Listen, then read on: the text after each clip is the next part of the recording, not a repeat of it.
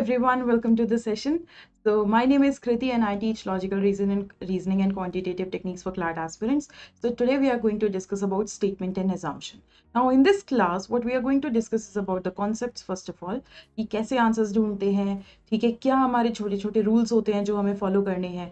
Apart from that we will also find कि अगर हमें एक पैराग्राफ या पैसेज बेस्ड क्वेश्चन दे दिया जाता है, so what should be the approach to find the correct answer for assumptions. ठीक है, so let's begin with the class guys. सबसे पहले तो व्हाट इज assumption, एक पहला क्वेश्चन आपके माइंड में आना चाहिए. ठीक है, assumption क्या होता है? To assume something. And what is to assume something? It's basically कुछ सोचना. ठीक है, दैट इज अगर हमारे दिमाग में कोई थॉट अराइज होता है तो हम उसे assumption कह सकते हैं. Now there is a picture of a lady who is jumping on the slide, आप देख सकते हो. ठीक है, there are some people who are hooting, maybe it's a concert. ठीक है, this lady jumps on to the people. ये क्या सोच के जंप करेगी? ठीक है, she has not asked any one of them कि मुझे कैच कर लेना जब मैं जंप करूंगी. She is simply assuming. Her assumption can be wrong but her assumption can be right as well. वो assume करके जंप कर रही है कि ओके इफ आई जंप, ठीक है, तो ये लोग मुझे कैच कर लेंगे. सो this is her thought, this is something she has assumed. It's not written anywhere, it's not stated anywhere, it is simply the assumption. तो यहाँ से एक छोटी सी डेफिनेशन आती है assumption की जो हमारे लिए बहुत इंपॉर्टेंट है. That is assumption is basically the unwritten statement. ठीक है, ये एक अनरिटन प्रेमिस होता है, एक अनरिटन इंफॉर्मेशन होती है जो पैसेज, पैराग्राफ या स्टेटमेंट में नहीं लिखी होती. ऑथर सिंपली एज्यूम करता है, ठीक है, and then eventually he goes on to give you his conclusion. ठीक है, सो ये अनरिटन है, फर्स्ट थिंग. सेकेंडली, ठीक है, जब भी आप ऑप्शंस में एलिमिनेट करोगे आंसर चॉइसेस को, तो जो ऑप्शन होगा आपका, ठीक है, वो एक न्यू इन्फो होगा. This new information will definitely tell something about conclusion. Remember this is very important. ये एक न्यू इंफॉर्मेशन होगी, it will not be written in the passage. क्यों? क्योंकि ये लिखा हुआ नहीं होता, ये एक थॉट है. ठीक है, लेकिन ये कुछ ना कुछ हमारे कंक्लूजन के बारे में हमें बताएगा.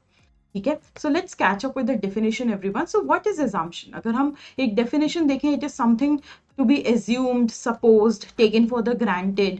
ठीक है, it is the hidden thought. That means obviously it's not visible, but it's the thought in your mind. ठीक है, या फिर हम कह सकते हैं your assumption is a gap between your premise and conclusion. ठीक है, now this is more technical language. On the screen you can see a picture. ठीक है, किस तरह से हम इसे समझ सकते हैं? Let's take a very small example. Now simple example है, it's cloudy outside. Okay, ये एक इंफॉर्मेशन आपको दे दी जाती है कि बाहर क्या है? बाहर बादल है. ठीक है, take your umbrella.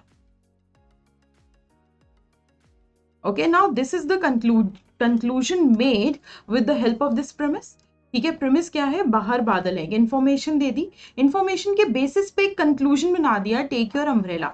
What do you think everyone? Just pause the video for a second. ठीक है, just think about it. There is something which is not written. कुछ तो मिसिंग है यहाँ पे. ठीक है, वो गैप में क्या है? What's there? ठीक है, क्या है यहाँ पे? Just think about it. Think, why should you take your umbrella? ठीक है, क्योंकि क्लाउडी है, बट स्टिल कुछ तो रीजन होगा ना. क्यों? क्योंकि बारिश हो सकती है. It may rain. जरूरी तो नहीं है कि बारिश होगी, लेकिन हो भी तो सकती है. So you assume on the basis of premise. You assume कि बारिश हो सकती है, तो मुझे अम्ब्रेला लेके जाना चाहिए. So this assumption is a new info.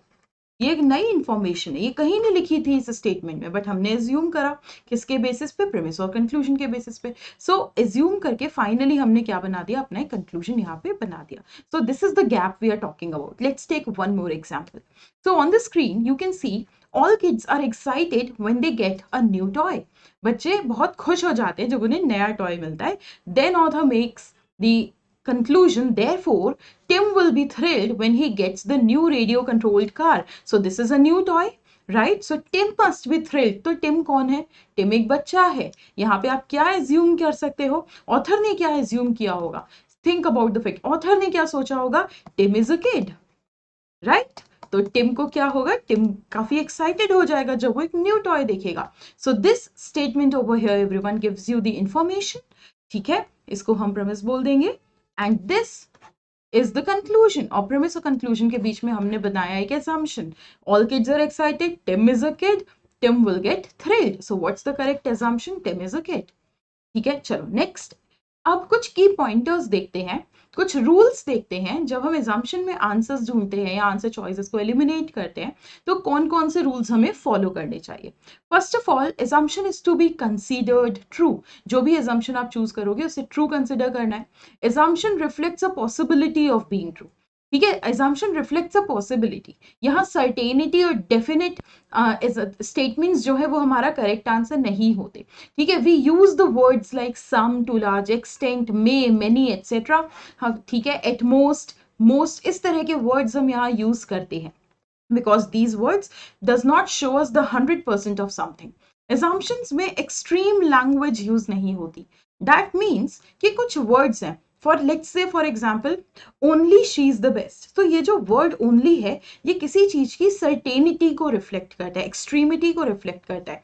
ठीक है, best, strongest, all, definitely, certainly, question words हो गए। ठीक है, we do not use such words, ठीक है, while we are making the assumptions. Why? Because इनके होते हैं, ठीक है, समथिंग जो एक सर्टेनिटी रिफ्लेक्ट करेंगे, या फिर हम सिंपली कह सकते हैं these are extreme words. Assumption में एक्सट्रीम लैंग्वेज यूज नहीं होती। So in case you get an option with these words, try to eliminate that.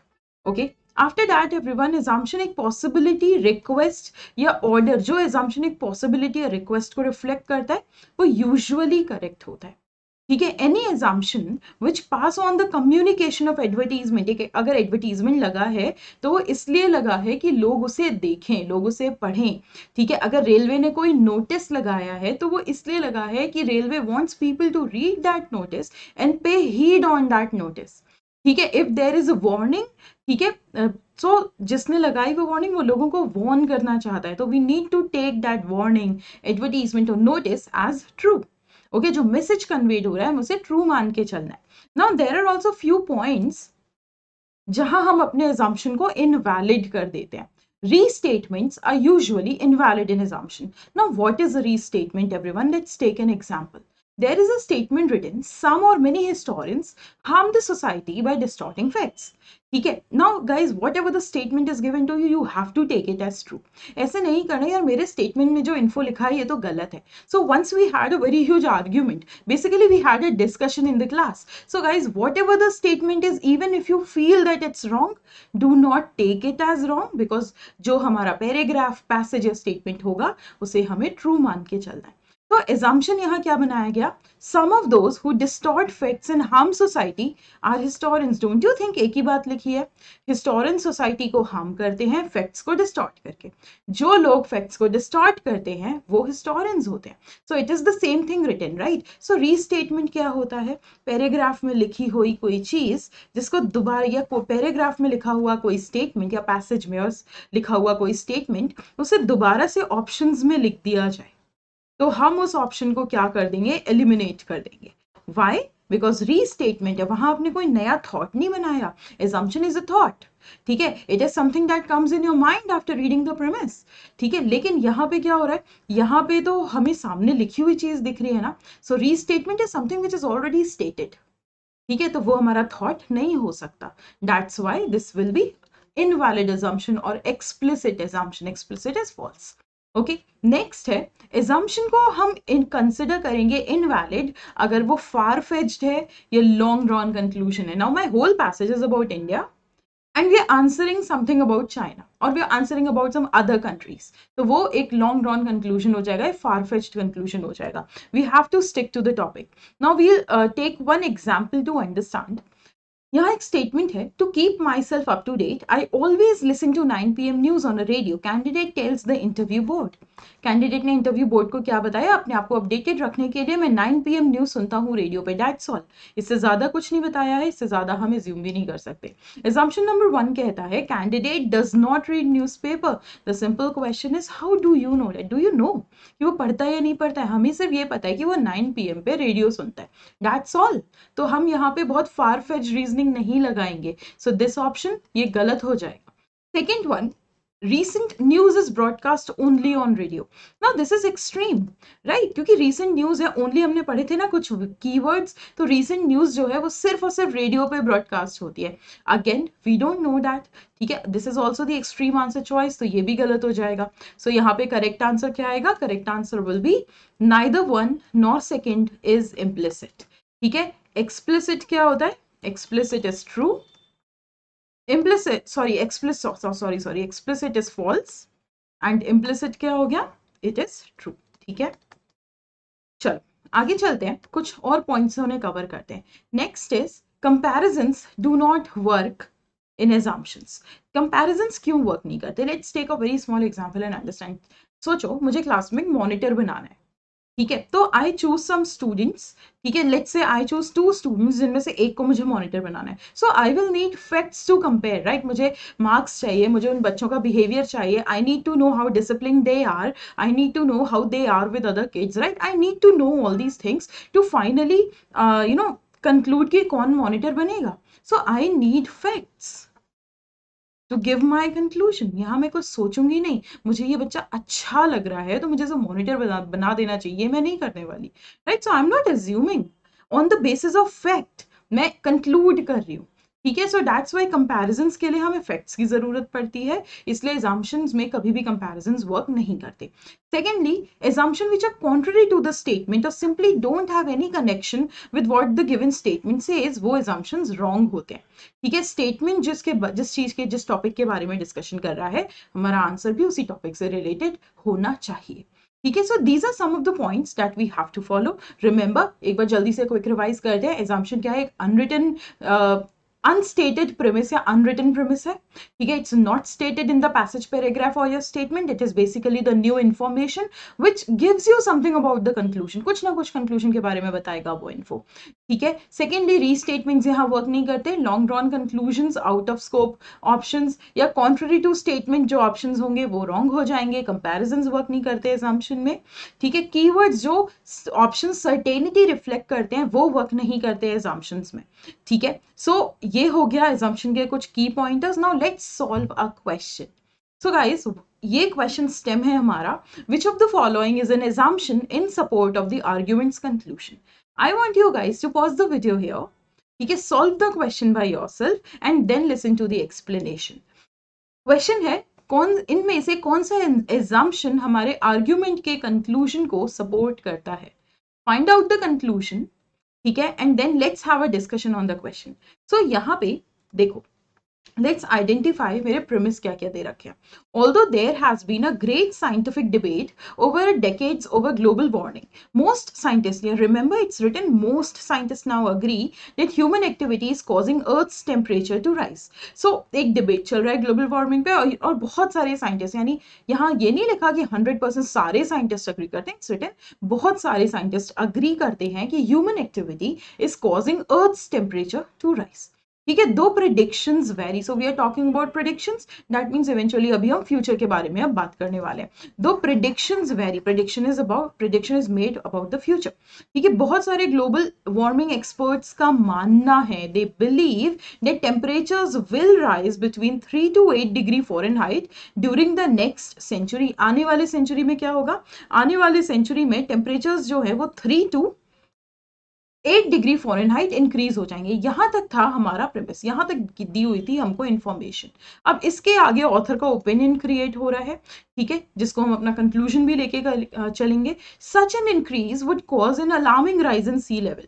अगर इतना इंक्रीज होता है तो एक अलार्मिंग राइज देखने को मिलेगा सी लेवल में, जिस वजह से बहुत सारे लोग, millions of people will be displaced by the coastal, like displace हो जाएंगे, destroying major population centres along the world's coastline. So basically सबसे पहले हुआ क्या? सबसे पहले तो एक प्रिडिक्शन आया. ठीक है, कुछ साइंटिस्ट ने प्रिडिक्शन दिया कि नेक्स्ट सेंचुरी आते आते 3 to 8 डिग्री फ़ारेनहाइट क्या होगा? टेम्परेचर्स राइज कर जाएंगे ड्यू टू ग्लोबल वार्मिंग. और अगर ये टेम्परेचर्स राइज कर गए तो फ्यूचर में क्या होगा? अलार्मिंग राइज देखने को मिलेगा सी लेवल में, जिससे बहुत सारे लोग डिस्प्लेस हो जाएंगे and eventually major population centres क्या हो जाएंगे? डिस्ट्रॉय हो जाएंगे. Okay, we have to make an assumption over here. The best approach would be to eliminate the answer choices.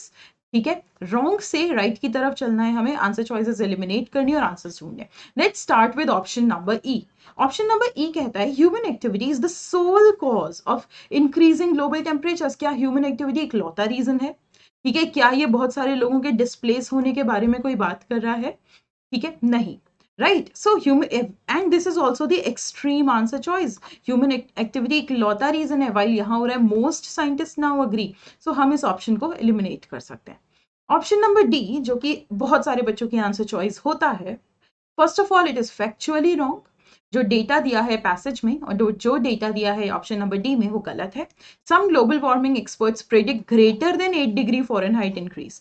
Even if यहां दिया है 3 to 8 degree Fahrenheit increase, even if this option was factually right, ये एक restatement होता। ठीक है, अगर ये फैक्चुअली राइट भी होता, it would have been a restatement and hence the wrong answer choice. ठीक है, first of all factually wrong है। ठीक है, यहाँ पे जो फैक्ट्स दिए हैं पैसेज के अकॉर्डिंग वो गलत है। सेकेंडली, अगर ये करेक्ट भी होता तो this would have been a restatement and restatements do not work in assumption. ये भी गलत हो गया। ऑप्शन नंबर सी अगेन एक ऐसी आंसर चॉइस है जो बहुत सारे बच्चे यहाँ चूज करते हैं। Rising sea level similarly effect all the coastal population centres. Guys, rising sea level her coastal population centre को एक ही तरह से इफेक्ट करेगा? How is it possible? First of all extreme answer choice है। अगर लॉजिकली भी सोचोगे तो जो लो लाइंग एरियाज है पानी वहां पहले भरेगा, और जो हिली एरियाज हैं या फिर थोड़ा सा सी लेवल से ऊपर है वहां पानी बाद में भरेगा। So how can this be possible? Again wrong हो गया, extreme answer choice. Now we are left with two options. Option number B talks about the emission of greenhouse gases while we are talking about global warming. So option number B wrong हो जाता है। Now just focus on your conclusion. Correct answer option number A है, but why is it correct? Author ने क्या सोचा होगा ये conclusion देते हुए?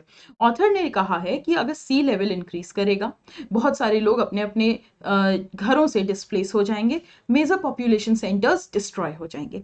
Y is author thinking that? क्या इन फ्यूचर जो नेक्स्ट सेंचुरी में जब ये सिचुएशन आएगी, क्या हम इस सिचुएशन को रोक पाएंगे? शायद नहीं रोक पाएंगे, तभी तो फाइनली ये कंक्लूजन दिया गया है। This conclusion is not about today, it's about next century, it's about future prediction. ये यहाँ पे एक फ्यूचर में प्रेडिक्शन हुआ था, ठीक है, ये उस सिचुएशन के बारे में। सो ऑथर कहते हैं कोई भी ऐसा डेवलपमेंट नहीं हो पाएगा नेक्स्ट सेंचुरी तक जिससे हम डाइवर्टिंग सी को रोक पाए। और अगर हम इस डाइवर्टिंग सी लेवल्स को रोक नहीं पाएंगे तो ऑब्वियसली बहुत सारे लोगों को अपने घरों से डिस्प्लेस होना पड़ेगा।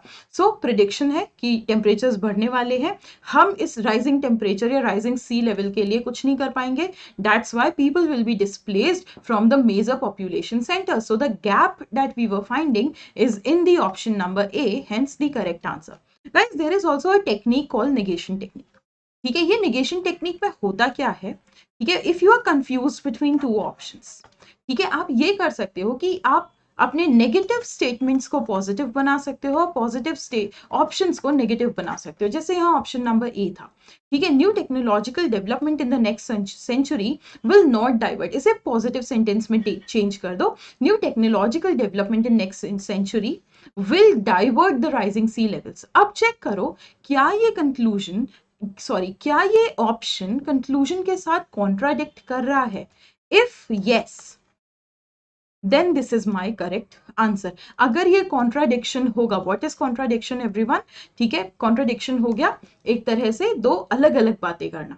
ठीक है, so new technological development in next century will divert the rising sea. Just see, एक क्वेश्चन पुटअप हो गया कंक्लूजन पे। अगर सी को हम डाइवर्ट कर सकते हैं, अगर उस बढ़ते हुए पानी को हम डाइवर्ट कर सकते हैं, तो that means these people, these millions of people, इन लोगों को अपना घर नहीं छोड़ना पड़ेगा। एंड इफ इन लोगों को अपना घर नहीं छोड़ना पड़ेगा, सो दैट मीन्स इस कंक्लूजन की जरूरत ही नहीं पड़ी यहाँ। So this particular option number A when negated puts up a question on the conclusion, hence एक कॉन्ट्राडिक्शन देखने को मिला और ये हमारा एक सही assumption हो गया। ठीक है, so that's why option number A is the correct answer choice everyone. I hope you understood the question. If not, you can connect with me at 4 PM in my special classes. मैं आपको फिर से बताऊंगी। Now guys, I am giving you a homework. हमने discuss किया statement based questions, paragraph based questions, ठीक है, passage based एक क्वेश्चन मैं आपको होमवर्क के लिए दे रही हूँ। यहाँ क्वेश्चन स्टेम है, which of the following assumption is correct regarding no longer is the remote work about working on a beach? So try to find the answer, write your answers in the comment section. Also also you can connect with me in my special classes at 4 p.m. where I will discuss this question with all of you. Okay, and I will also let you know how to tackle such passages. So thank you so much everyone. I hope you understood everything about assumption. ठीक है, बाकी पढ़ते रहो, मेहनत करते रहो, practice करते रहो. ठीक है, bye guys, take care, have a nice day.